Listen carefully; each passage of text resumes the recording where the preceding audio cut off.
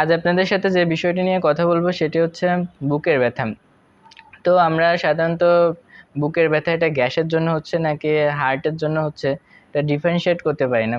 তো এটা না করার ফলে হয় কি, অনেক সময় যে হার্টের ব্যথা যেগুলো হয় তখন আমরা মনে করি যে গ্যাসের ব্যথা, আমরা গ্যাসের ওষুধ খেয়ে মানে ওয়েট করি, কিন্তু পরবর্তীতে দেখা গেল যে এটা হার্ট অ্যাটাকের জন্য ব্যথাটা হচ্ছে। এবং এতে আমাদের সময় নষ্ট হয়। হার্ট অ্যাটাক হলে যত দ্রুত আপনি হাসপাতালে নিয়ে যেতে পারবেন তত কিন্তু আপনার জন্য রোগীর বাঁচার সম্ভাবনা অনেক বাড়ে। তো হার্ট অ্যাটাকের প্রত্যেকটা সেকেন্ডই মূল্যবান, এই জন্য আমি আজকে আপনাদের মাত্র 5টি পয়েন্টে বুঝাবো যে বুকের ব্যথা এটা হার্টের জন্য হচ্ছে নাকি গ্যাসের জন্য হচ্ছে। প্রথম পয়েন্ট হচ্ছে কি যে লোকালাইজেশন, মানে কোথায় হচ্ছে, লোকেশন আর কি, পেইনটা কোথায় হচ্ছে। হার্টের পেইন যদি হয় আপনারা একদম বুকের মাঝ বরাবর, আমরা বলি যে সেন্ট্রালি চেস্ট পেইন, বুকের মাঝ বরাবর কিন্তু ব্যথাটা হবে। হার্ট নর্মালি থাকে একটু বাম পাশে, তো আমরা মনে করি কি যে মনে হয় তো বুকের ব্যথা যদি হার্টের ব্যথা হয় তাহলে একটু বাম পাশে ব্যথাটা হবে, কিন্তু এটা কিন্তু ভুল ধারণা। প্র্যাকটিক্যালি আসলে ব্যথাটা কিন্তু হবে একদম সেন্ট্রাল চেস্ট পেইন, একদম বুকের মাঝ বরাবর হচ্ছে ব্যথাটা হবে। আর যদি আপনার গ্যাসের ব্যথা হয় সেক্ষেত্রে বেশিরভাগ ব্যথা হয়েছে আপার অ্যাবডোমেনে, যে এরকম জায়গায় আর কি, আপার অ্যাবডোমেন যে জায়গাটা আছে এরকম জায়গায় বেশি ব্যথা হয়। অনেক সময় হবে একদম এক্সট্রিম লেফট, মানে একদম যে একদম পুরো বুকের বাম পাশে, অথবা এক্সট্রিম রাইট একদম পুরো ডান পাশে, এরকম জায়গায় ব্যথা হবে। এরকম যদি ব্যথা হয় তাহলে এটা বুঝবেন যে হার্টের ব্যথা না, নন কার্ডিয়াক পেইন, সেটা গ্যাসের জন্য হতে পারে বা অন্য কোনো কারণে হতে পারে। সেকেন্ড যে পয়েন্ট সেটা হচ্ছে রেডিয়েশন, মানে হচ্ছে আপনার ব্যথাটা এক জায়গায় আছে নাকি ছড়াই যাচ্ছে। যদি আপনার হার্টের ব্যথা হয় তাহলে আপনার ব্যথা ছড়াই যাওয়ার সম্ভাবনা অনেক বেশি। সেক্ষেত্রে আপনার ব্যথা বুকে থেকে থুতনি, আমরা যে থুতনি বলি, লোয়ার জ এখানে, তারপর হচ্ছে ইনার আর্ম, আপনার রাইটের ইনার আর্ম, যে ডান পাশে হাতের ইনার আর্ম, অথবা লেফটের ইনার, রাইট অথবা লেফট যে ইনার আর্ম আছে এখানে যদি যায় তাহলে এটা বুঝতে হবে যে হার্টের দিকে যাচ্ছে আপনার। আর যদি ব্যথাটা না ছড়ায় একই জায়গায় থাকে তাহলে বুঝবেন এটা হচ্ছে গ্যাসের ব্যথা। 3 নাম্বার পয়েন্ট হচ্ছে আপনার ক্যারেক্টারিস্টিক্স, যে ব্যথার ধরনটা কেমন। যদি হার্টের জন্য বুকের ব্যথা হয় সেক্ষেত্রে আমরা বলি যে সেটা ব্যথা না আর কি, মানে কম্প্রেসিভ অথবা স্কুইজিং পেইন, আপনার মানে মনে হবে যে ভিতর থেকে কেউ হয়তো চাপ দিয়ে ধরে আছে, এরকম আপনার একটা ফিলিংস হবে যদি হার্টের জন্য ব্যথা হয়।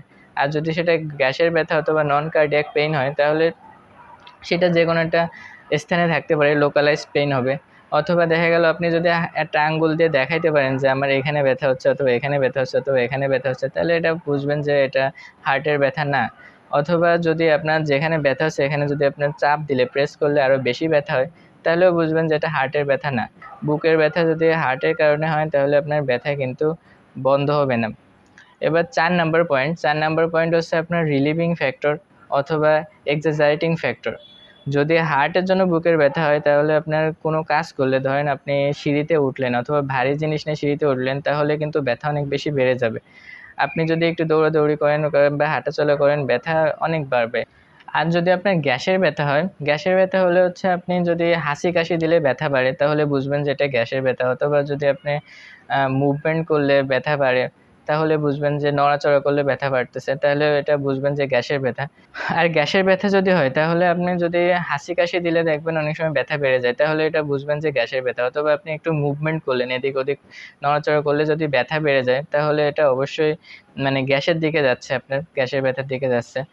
আবার আপনি যদি একটু সামনের দিকে ঝুঁকে বসলেন অথবা সামনের দিকে একটু ঝুঁকলেন, তখন যদি ব্যথাটা কমে যায় সেক্ষেত্রে কিন্তু এটা গ্যাসের ব্যথা হওয়ার সম্ভাবনা বেশি। মানে সেক্ষেত্রে আসলে প্যানক্রিয়াটাইটিস আর কি, প্যানক্রিয়াসের একটা প্রদাহ হলে এই ব্যথাটা বেশি হয়। আমরা এটা সামনের দিকে ঝুঁকলে প্যানক্রিয়াসটা একটু সরে যায়, সেক্ষেত্রে ব্যথা কমে যায়। তো এই ক্ষেত্রে বুঝবেন যে এরকম যদি হয় তাহলে এটা আপনার নন কার্ডিয়াক চেস্ট পেইন। 5 নম্বর হচ্ছে অ্যাসোসিয়েটেড সিমটমস, আপনার যে ডিসকমফোর্ট বা বুকে ব্যথাটা হচ্ছে এর সাথে আপনার অন্য অন্য যে কি উপসর্গ আছে সেটা দেখেও কিন্তু আপনার যে গ্যাসের ব্যথা নাকি হচ্ছে হার্টের ব্যথা এটা কিন্তু বোঝা যায়। তো আপনার বুকে ব্যথার সাথে যদি আপনার শ্বাসকষ্ট হয় তাহলে বুঝবেন যে এটা হার্টের ব্যথা। আর আপনার হচ্ছে যদি সোয়েটিং হয়, আপনি যদি প্রচুর পরিমাণে ঘেমে যান, হঠাৎ করে যদি কোনো কারণ ছাড়াই দেখা গেল যে নর্মাল আছেন, তাপমাত্রা যেখানে নর্মাল আছে সেখানে আপনি হঠাৎ করে বুকে ব্যথা হচ্ছে এবং প্রচুর পরিমাণে ঘেমে গেলেন, এটা কিন্তু খুবই একটা ইম্পর্টেন্ট বিষয়। তারপরে যদি আপনার মাথা হালকা হালকা লাগে, যদি মনে হয় যে মাথা হালকা লাগতেছে, তাহলে এটা হার্টের দিকে যাচ্ছে। তারপর আপনার যদি বমি বমি লাগে, অনেক সময় দেখা গেল কি যে বমি বমি হয়, আবার অনেক সময় হচ্ছে আপনার যে যদি ম্যাসিভ হার্ট অ্যাটাক হয় সেক্ষেত্রে কিন্তু বমি হয়ে যায় আর কি। এগুলো যদি হয় তাহলে বুঝবেন যে এটা হচ্ছে আপনার হার্টের দিকে যাচ্ছে এবং আপনাকে দ্রুত হসপিটালে যেতে হবে। আর যদি আপনার গ্যাসের ব্যথা হয় তাহলে দেখবেন যে চুয়া ঢেকুর আমরা যে বলি, অনেক সময় যে ঢেকুর ওঠে এবং ঢেকুরের সাথে যদি আপনার গলা জ্বালা করে, মানে হচ্ছে অনেক অ্যাসিডিক কন্টেন্ট অনেক সময় ঢেকুরের সাথে আসে, যদি গলা জ্বালা জ্বালা করে তাহলে এটি বুঝবেন অবশ্যই আপনার গ্যাসের জন্য হচ্ছে কিংবা অন্য কোনো নন কার্ডিয়াক চেস্ট পেইন। তারপর আপনার বুকে ব্যথার সাথে যদি হেঁচকি ওঠে, আপনি যদি হেঁচকি ওঠে বারবার তাহলে বুঝবেন যে এটা আপনার গ্যাসের ব্যথার জন্যই বুকে ব্যথাটা হচ্ছে। তো এই যে সহজ 5টি একদম বিষয়, এগুলো যদি আপনারা মাথায় রাখেন তাহলে কিন্তু সহজেই আপনারা পার্থক্য করতে পারবেন যে কোনটি মানে আপনার হার্ট অ্যাটাক কিংবা হার্টের সমস্যার জন্য বুকে ব্যথা হচ্ছে আর কোনটি আপনার গ্যাসের জন্য বুকে ব্যথা হচ্ছে। এখন এটা হচ্ছে আপনার 80 থেকে 90% ক্ষেত্রে কার্যকরী, একদম মেডিকেল সায়েন্সে 100% কখনোই মানে আপনি পার্থক্য করতে পারবেন না। তো আপনি যদি এইভাবে ব্যথা ডিফারেন্সিয়েট না করতে পারেন একদম, অথবা যদি মনে হয় আপনার চেস্ট পেইন হচ্ছে বুকে ব্যথা যেটা সেটা কার্ডিয়াক কজের দিকেই যাচ্ছে, আমি যে 5টি পয়েন্ট উল্লেখ করলাম সেখানে যদি আপনার মনে হয় যে এটা আপনার হার্টের সমস্যার জন্য যাচ্ছে, আপনি দ্রুত একটা হাসপাতালে যান। এখানে আমরা হাসপাতালে আসার সাথে সাথে আমরা সাধারণত 2টা পরীক্ষা করাই, একটা ইসিজি করতে দেয়, একটা ট্রোপোনিন আই, ট্রোপো আই যেটা আছে। তো ইসিজি এবং ট্রোপোনিন আই এই 2টা পরীক্ষা করলেই কিন্তু আপনার যে হার্ট অ্যাটাক হচ্ছে কিনা এটা কিন্তু সাথে সাথে বোঝা যায়। যদি ট্রোপোনিন আই নর্মাল থাকে, ইসিজিও নর্মাল থাকে, তাহলে তো বোঝাই যায় যে হার্ট অ্যাটাক হচ্ছে না। তো আপনারা কিন্তু সহজেই ঘরে বসেই বুঝতে পারবেন যে আপনার আসলে চেস্ট পেইন যেটা হচ্ছে সেটা হার্টের জন্য হচ্ছে নাকি গ্যাসের জন্য হচ্ছে।